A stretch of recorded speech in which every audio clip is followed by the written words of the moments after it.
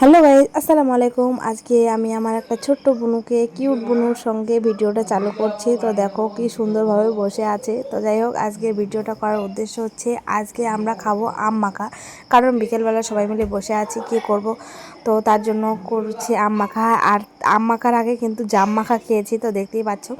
তো যাই হোক, সবাই মিলে হাতে হাতে কাজ চালু করে দিয়েছি। আর আমি গেছিলাম তো আমার বাবার বাড়িতে, তোমরা দেখেছো।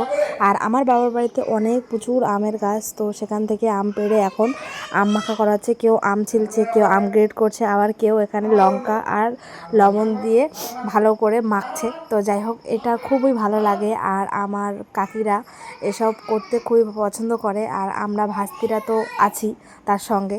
যাই হোক, সব কিছু করা কমপ্লিট হয়ে গেছে। এখন আম গ্রেড করা আর তার সঙ্গে লঙ্কা, লবণ আর সর্ষের তেল দিয়ে তো মাখা হয়ে গেছে। এখানে দেখো স্বাদ বাড়ানোর জন্য আমরা নিয়ে এসেছি কলাই পাতায় খাবো, তার জন্য দেখো তো আমরা একটু লঙ্কা বেশি খাই, তো তার জন্য আবার লঙ্কা নিয়ে আসা হয়ে গেল। তারপর দেখো এখন দেবো চিনি, আর দিয়েছি কিন্তু কাসুন। আর এত টেস্টি হয়েছিল কি বলবো।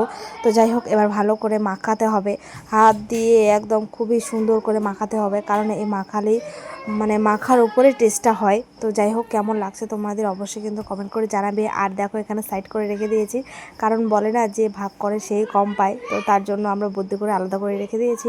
এবার ভাগ করব, তারপর খাবো।